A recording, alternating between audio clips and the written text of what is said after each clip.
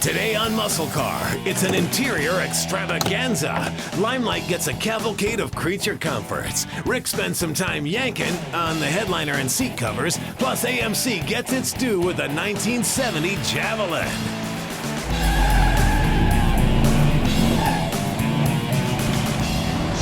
Hey guys, welcome to MuscleCar. We got a project sitting in the shop and it's been getting a lot of attention. And you can see why. Our 70 RS SS Camaro, Project Limelight, is sitting pretty sweet.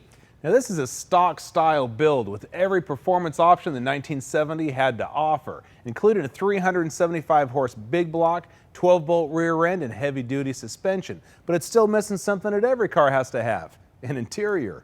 Before the car was blasted, we pulled everything out.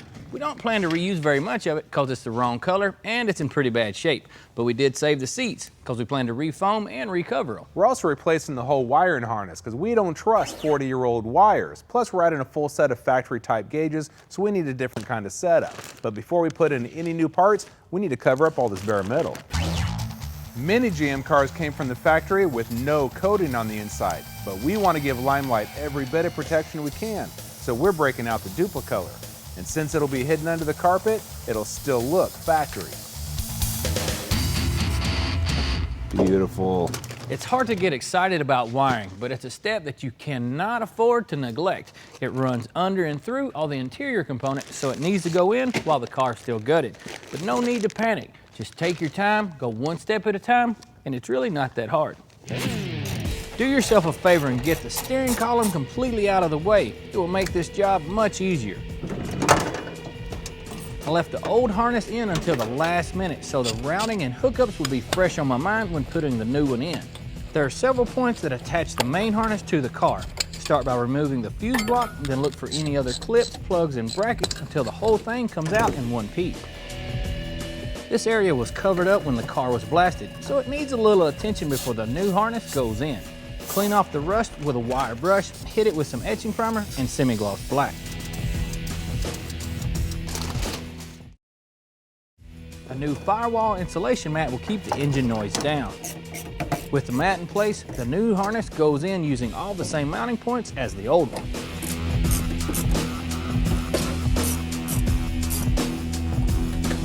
This is where using a quality OE style harness pays off.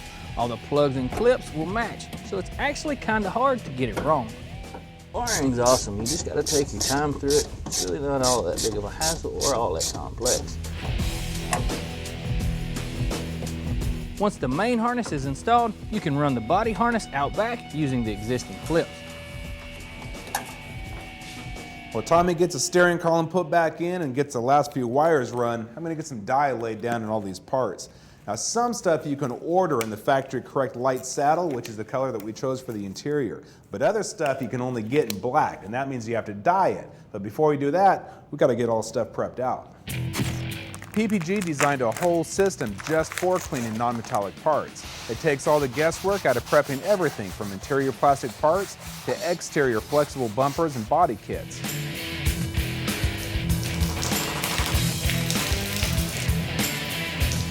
The three-step system includes sealed, disposable applicators and a final spray-on adhesion promoter.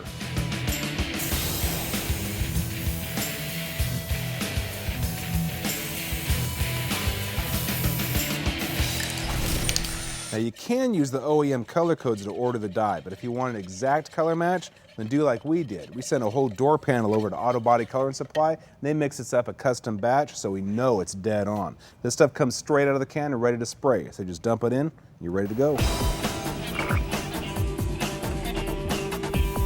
Dye goes on a lot like base coat, so build it up in 3 or 4 thin layers. Once it looks covered, add one more coat. Now this is going to help longevity. For parts that get a lot of contact or abuse, like armrests and kick panels, you can add a layer of flat clear for extra insurance.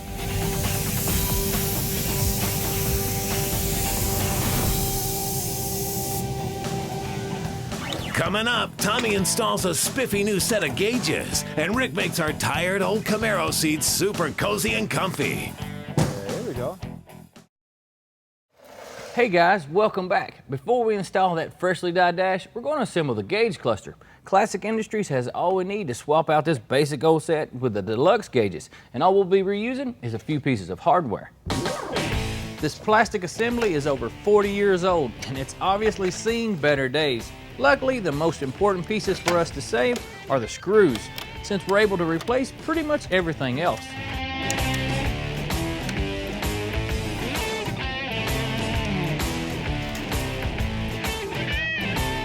The new housing is the same as the old one, but what we're putting in it is not. To make the deluxe gauge set complete, we're adding a tack and clock, and the idiot lights are being replaced by actual gauges for water temperature and alternator.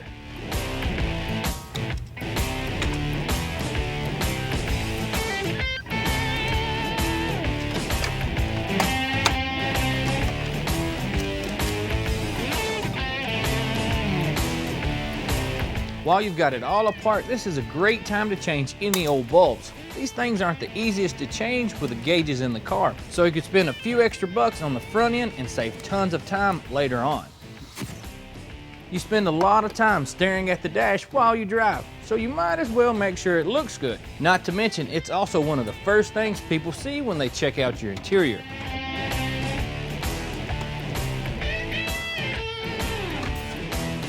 We're topping it all off with a new gauge bezel. The original one was just too far gone. Now, a lot of the interior panels overlap the headliner, so what's got to go in next? Now, there are some one-piece molded headliners that are a little bit easier to install that you can get, but we want to keep this car all original, so we're going with a bow type. Now, this one from Classic Industries is available in the correct color, and it even has the original grain and pattern. We're reusing the factory bows, which need to be removed and installed in the new headliner in the same position that they were originally in the car.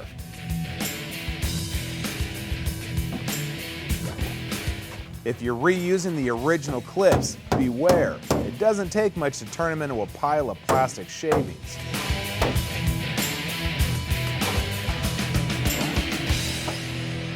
In there. I'm marking the edges so I can be more precise with the application of the glue.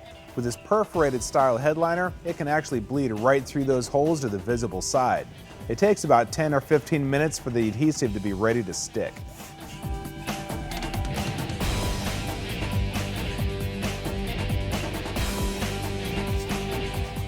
I got a little bit of stretching and pulling and gluing.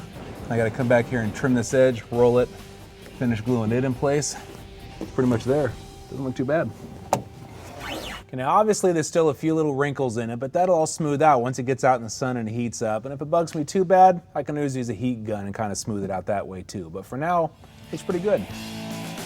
Still ahead, AMC's entry into the TA racer world, plus seat covers, door panels, and consoles. Oh my.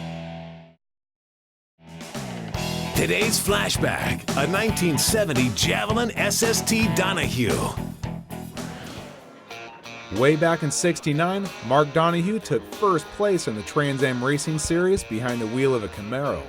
The next year, AMC, desperate to make its mark on the Road Course Series, lured him into a Javelin. Mark Donahue, Trans Am champion last year in a Camaro, and Roger Penske, team captain, are out to do it again with two brand new Sunoco Javelins. Cars are spectacular on the racetrack because they don't go around like they're on a rail. They slide and drift, pick wheels up in the corner. They're really fun to watch. Donahue fought hard, making 8 top 3 finishes and 3 wins. But in the end, Parnelli Jones and his boss Mustang edged him out for the title by just 1 point. In order to race the Javelin, AMC had to homologate it and sell 2,500 units. Thus, the Mark Donahue edition was born. Its most obvious race mod is the huge ducktail spoiler, designed by Donahue himself. All editions were supposed to be SSTs with a Ram Air 360, but several were ordered with 390s. This one's got the 360, which had a higher 10-to-1 compression than the base model and made 45 more horse, for a total of 290. A valve tied to the throttle activated the Ram Air scoop. The Power Blister hood was part of the new design for 70, along with a twin Venturi grille. Taillights were stretched across the full width of the rear end, with a 1-year-only center backup light. The inside was all new too. It featured a redesigned dash with 140 mile-an-hour speedo, a sport steering wheel, and a set of optional rally pack gauges. Oh, and check out those seats. That ain't vinyl, it's corduroy. This one's also equipped with the Weather Eye AC unit, whether I like it or not, and I do. Now what AMC muscle car would be complete without the Go package? That got you front disc brakes, heavy duty suspension, dual exhaust, and most importantly, that sweet C-stripe. Options like a front spoiler, simulated side pipes, 7-inch steel wheels, and a Landau top were extra. The car was kinda pricey at around $4,000, about $1,000 more than a Javelin SST. AMC just barely met their race quota, selling 2,501, so you don't see too many of these around. This car's a real survivor, retaining all of its stock components and wearing most of its factory big bad orange paint. It was originally bought by a 70-year-old lady whose grandson simply liked the color. That's one cool little grandma. Now it's in the hands of Mike Gray, a lifelong AMC fanatic. It gets driven quite frequently. It's a good weekend car. Really stands out, looks good at car shows, and you certainly don't lose it in the parking lot. The Mark Donahue edition was only around for 1 year, though he did continue to race with the Javelin team in 71 and 72, when AMC won the Trans Am Series titles. Tragically, he died from injuries he sustained in a Formula One crash in 75, but his racing legacy lives on in the car that bears his name. Later, Rick gives the Camaro seats the naughty treatment. Who's your daddy? You're watching MuscleCar. For a DVD copy of this episode, just go to PowerblockTV.com and order your copy for just $5.95 plus shipping and handling. Start your own MuscleCar collection, delivered right to your door from the Power Block.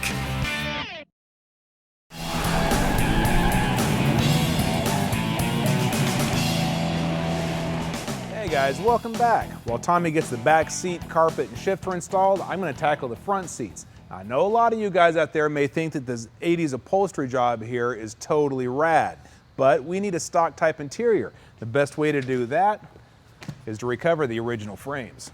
Now, Classic Industries has foam and covers that match the original style and colors. All you need is the bones to build off of. Now, it's real common for these seat frames to actually outlast the rest of the car, and even if they are a little damaged, they can usually be repaired. Now, before we get in this thing too deep, we need to get this old cover off and see what condition our frames are in.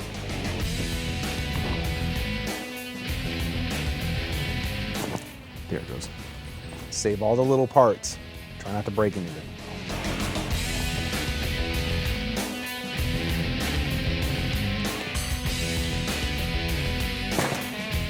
The beauty of a kit like this is that you can recover your seats with the tools you already have lying around, plus a few bucks for a set of hog rigging pliers.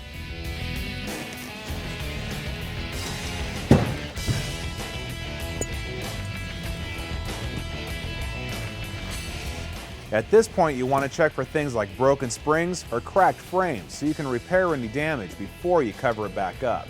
Our frames don't need any repair, but we still need to get rid of the rust. If you can't blast them, use a wire brush to clean them up. With the frames freshly blasted, we'll seal them up with some Dupli-Color engine enamel. Now, normally these things aren't painted from the factory, but these are old, so they need all the rust protection that they can get. All right, now for the hard part, getting that new seat cover over the new foam. If your old foam is still in decent shape, well, you can go ahead and reuse it, maybe save yourself a few bucks. But odds are, especially on the driver's side, it's probably beat up pretty good. It's going to need to be replaced. Now start out by hog ringing the cover to the center of the seat foam, then work your way out. Putting on seat covers, like headliners or vinyl tops, is a whole lot of pulling and stretching. Just make sure the cover stays centered on the pad. The stitching lines will make it painfully obvious if it's out of alignment.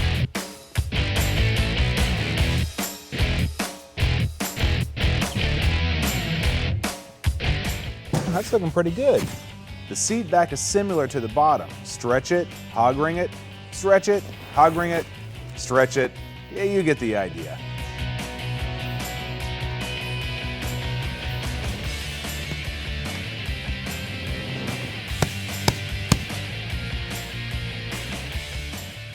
Now there are some areas where no amount of stretching is going to remove the wrinkles, and that's where batting comes in. Stuff it into the loose areas until they're nice and smooth. Then install the seat back cover. I also cleaned up the seat tracks and painted them, and now they're ready to install. That's a good looking seat right there. Time to bolt this dude in. Look out, boss man, coming through. Whoa. Hey man, that thing looks pretty good for a Bondo bandit like yourself. Thanks. The rest of the interior doesn't look bad for a pushrod pansy. Well, you know, man, I started off with a huge box from Classic Industries, including the carpet, rear panels, rear seat covers, console, and then I added the original style shifter Hurst sent us. Yeah, it looks like you got the glass installed too, man. Looks good. Yeah, neither one of us are done yet. We still gotta get the steering wheel and the door panels installed. Yeah, and I still gotta finish the driver's seat, so I'm out. We already stuffed the guts into the doors, so now we can cap them off with the door panels. We've even got some fresh shinies for that factory fresh look.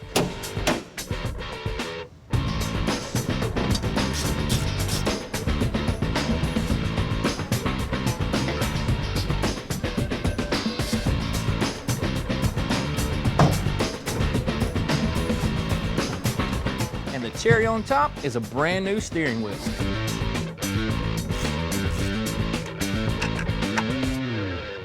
Heads up, man. Got the driver's seat done. Cool, man. Set it in there. Let's check it out. Hey, this interior's looking nice. Couple little details, we can call this dude done. Yeah, but we're all out of time for this week. So until next week, y'all keep it between the ditches.